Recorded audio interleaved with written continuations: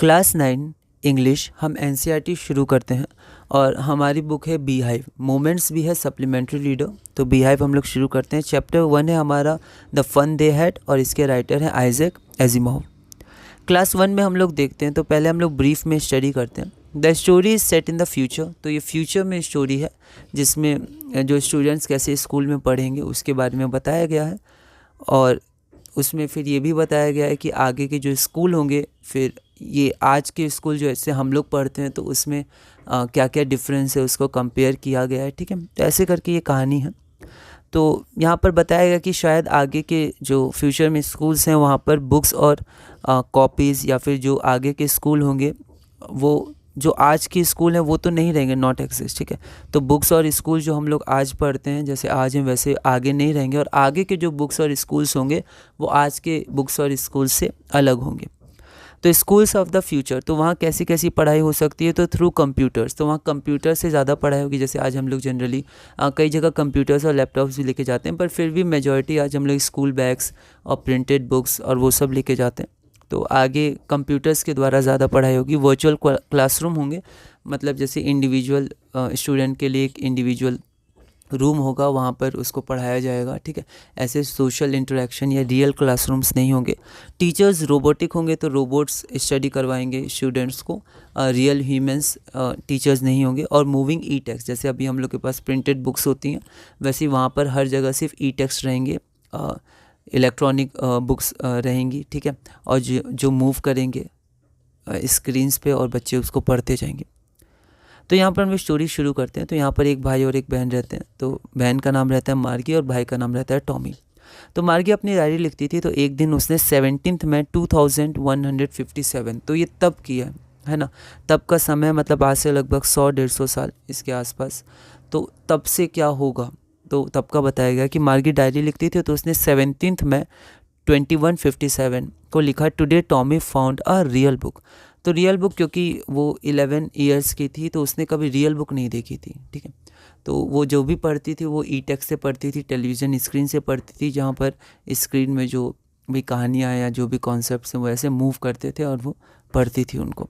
तो आज उसे एक रियल बुक मिली, प्रिंटेड बुक, जैसे हम लोग आज यूज़ करते हैं। तो it was a old book, वो बहुत ही पुरानी बुक थी और उसके पेजेस येलो थे और थोड़े सिकुड़े हुए थे, क्रिंकली, है ना। तो मार्गी को फिर, मतलब जब उसके ग्रैंडफादर थे, उसके ग्रैंडफादर और उनके ग्रैंडफादर, तो जब उसके ग्रैंडफादर थे तो ग्रैंडफादर कहते थे कि जब वो छोटे बच्चे थे तो सारी जो कहानियाँ थी वो पेपर में प्रिंट होती थी। तो उसको देख के अपने ग्रैंडफादर की बातें याद आ रही थी कि उनके ग्रैंडफादर कहा करते थे, मार्गी के ग्रैंडफादर, कि जब वो छोटे थे तब जो बुक्स थी उसमें, मतलब प्रिंटेड बुक्स थी और उसमें कहानियाँ छपी करती थी।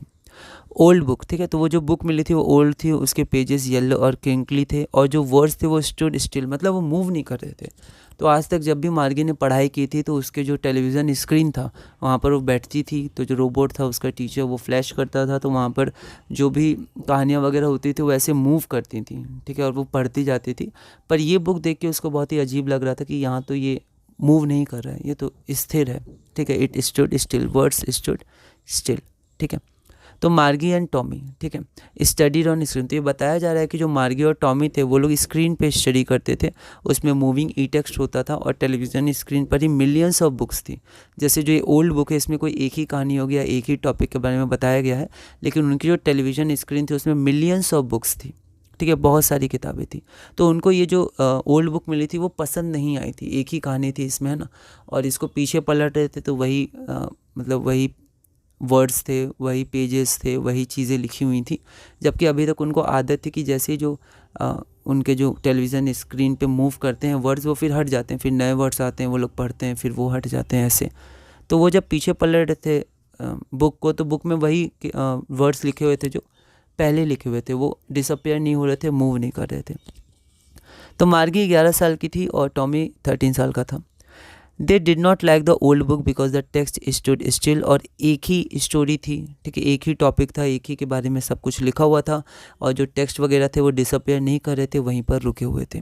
ठीक है, फिर मार्गी ने पूछा टॉमी से कि ये बुक किसके बारे में है, तो टॉमी ने कहा स्कूल के बारे में। और वो उसने एटिक मतलब होता है जैसे टाँड़ होती है, ऊपर जो रूफ़ होता है उसके नीचे जो हल्का सा निकला रहता है दीवार, तो वहाँ पर उसको मिली थी।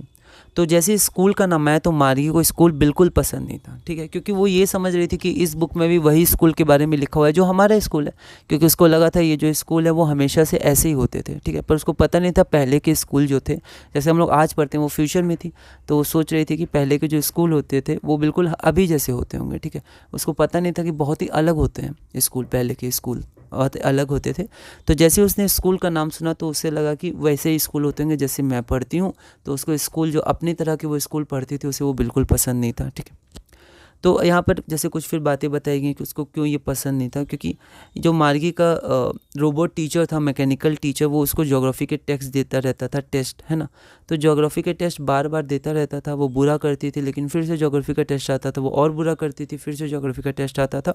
तो ऐसे वो टेस्ट रोबोट देता जाता था और वर्स मतलब ख़राब से ख़राब प्रदर्शन वो करती रहती थी, ठीक है। यहाँ आगे बढ़ते हैं। तो यहाँ पर हमने देख लिया ज्योग्राफी टेस्ट मार्गी, ठीक है। अब तो यहाँ पर मार्गीज परफॉर्मेंस जो था वो बहुत ही बुरा हो रहा था ज्योग्राफी के टेस्ट में। तो मार्गीज मदर ने ये समझ गई कि कुछ ना कुछ गड़बड़ हो सकती है, तो उन्होंने काउंटी इंस्पेक्टर, तो यहाँ काउंटी इंस्पेक्टर के अलग अलग काम होते हैं, उसमें से एक काम ये भी होता है कि वो चीज़ों को रिपेयर कर सकते हैं, इक्विपमेंट्स को रिपेयर कर सकते हैं। तो काउंटी इंस्पेक्टर के पास ले जाया गया मार्गी के रोबोटिक टीचर को। तो फिर काउंटी इंस्पेक्टर ने चेक किया और चेक करके देखा कि जो ज्योग्राफी सेक्शन था उसका जो सेक्टर था उसको खोल दिया पूरा रोबोट को। उसमें देखा जो सेक्टर था ज्योग्राफी सेक्शन का वो थोड़ा सा उसका जो गियर था मतलब वो ज़्यादा लेवल पे सेट था, है ना। अब मार्गी 11 ईयर्स की थी तो फिर वो ज़्यादा लेवल पे सेट था, इसलिए बार बार ज्योग्राफी के टेस्ट आ रहे थे, थोड़े हार्ड क्वेश्चंस आ रहे थे और मार्गी उनको सॉल्व नहीं कर पा रही थी। तो जो काउंटी इंस्पेक्टर था, काउंटी इंस्पेक्टर ने थोड़ा सा लेवल को कम कर दिया, एवरेज 10 ईयर्स के अराउंड उसको सेट कर दिया और फिर उसने बोला अब ये ठीक हो गया, है ना। तो county inspector check the mechanical teacher, open it, उसको खोल दिया, उसको एडजस्ट किया और फिर उसको दोबारा पुट कर दिया, टुगेदर पुट कर दिया। एडजस्ट कैसे किया, तो जो ज्योग्राफी सेक्टर था वो थोड़ा ज़्यादा ही गियर टू क्विक, थोड़ा उसका लेवल ज़्यादा हो गया था, so he adjusted at average 10 years old. आगे हम लोग बढ़ते हैं। तो जो मैकेनिकल टीचर था वो लार्ज और ब्लैक था, ठीक है, और उसके पास एक बड़ी स्क्रीन थी in which all lessons were shown and questions were asked, और साथ में वो फ्लैश करता था टीवी स्क्रीन पर जहाँ पर मार्गी बैठ के पढ़ती थी।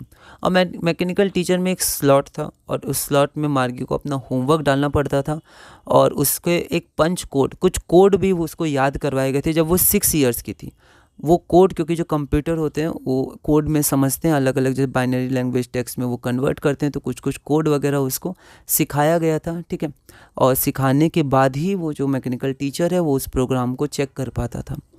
तो उसको पंच कोड में लिखना पड़ता था जो उसको पहले ही सिखा दिया गया था, फिर वो पंच कोड में लिख कर स्लॉट में डालती थी, फिर तुरंत वो जो टीचर था वो तुरंत उसको आंसर मतलब उसका रिज़ल्ट बता दिया करता था। इसलिए मार्गी को भी बिल्कुल पसंद नहीं था, अकेले वो थी, कोई उसके क्लासमेट नहीं थे, उसके बेडरूम के बगल में भी वो क्लास था, तो चुपचाप उसको बस पढ़ना था, ठीक है। मैकेनिकल टीचर था जिससे वो इंटरेक्ट भी नहीं कर पाती थी अच्छे से, है ना। और ऐसे करके सोशल इंटरेक्शन उसका बिल्कुल नहीं था, और वो ह्यूमन थी, ह्यूमन को सोशल इंटरेक्शन चाहिए, है ना।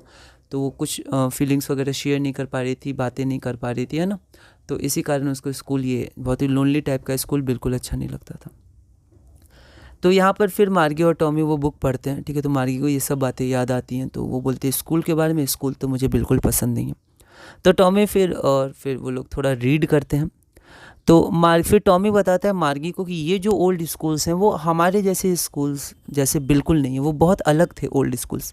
तो old schools were the same as हर स्कूल, ठीक है। तो जो मार्गी समझती थी वो ये समझती थी कि जो पुराने स्कूल हैं वो हमारी स्कूल जैसे हैं। मार्गी समझती थी सब लोग अकेले रहते होंगे, ऐसे उन लोग को होमवर्क सबमिट करना होता था, रिजल्ट मिल जाता था, फिर आगे की पढ़ाई होती होगी, ना कोई इन्जॉयमेंट, ना कोई बात वगैरह, कुछ भी नहीं, ठीक है। तो इसलिए वो स्कूल को बिल्कुल पसंद नहीं करती थी।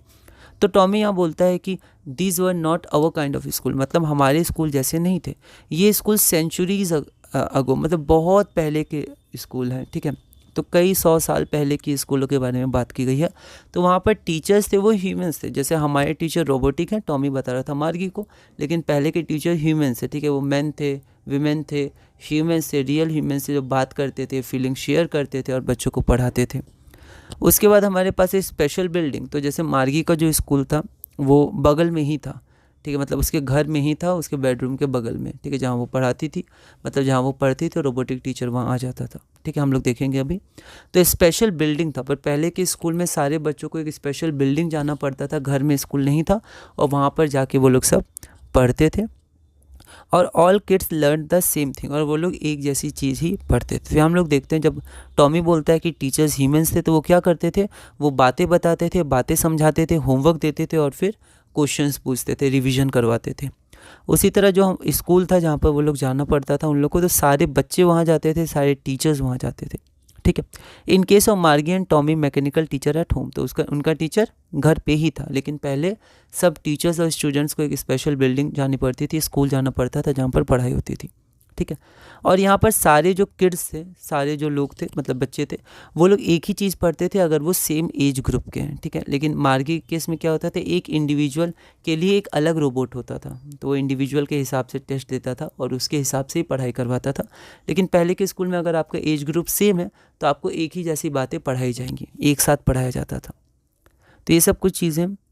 अगला, सेम थिंग सेम एज, ठीक है। तो मार्गी बोलती थी कि सबको एक जैसा कैसे पढ़ा देते हैं, क्योंकि सबकी कैपेबिलिटीज़ अलग अलग होती हैं, किसी को जल्दी समझ में आता है, किसी को कम समझ में आता है ना।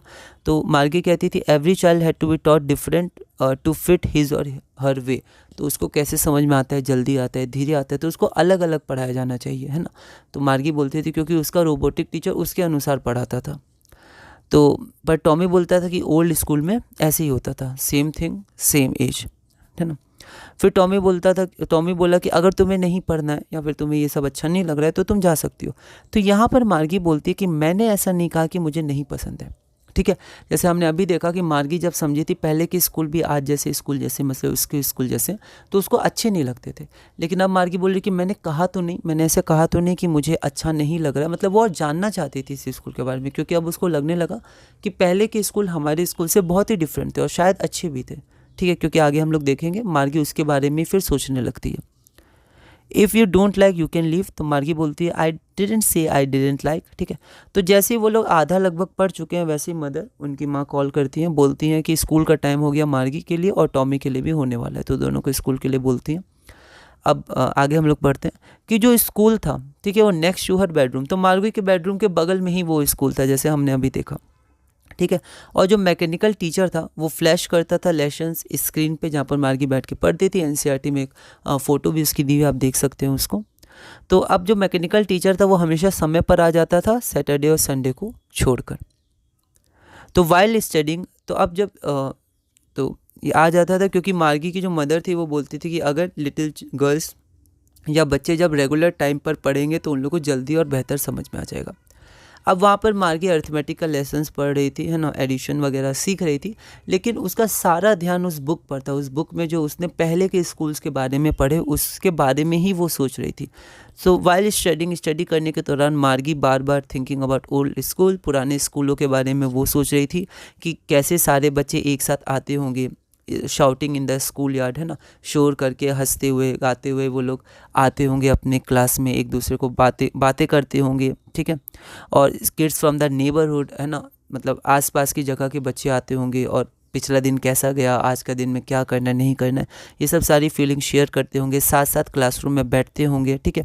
और फिर जब छुट्टी होती होगी तो साथ साथ इंजॉय करते हुए, हंसते हुए वो लोग जाते होंगे, और साथ में वो लोग एक जैसी चीज़ें ही सीखते होंगे और फिर हेल्प भी करते होंगे एक दूसरे को। किसी को अगर कम समझ में आया तो उनके फ्रेंड सर्कल, उनके ग्रुप उनकी हेल्प करते होंगे, ठीक है। अगर नहीं समझ में आया तो फिर लोग ग्रुप बना के टीचर से जाते होंगे, डिस्कस करते होंगे, तो कैसे वो एक दूसरे को हेल्प करते होंगे, शेयर करते होंगे, इंजॉय करते होंगे, ठीक है। और टीचर्स पीपल थे, मतलब इंटरेक्ट कर पाते थे, है ना।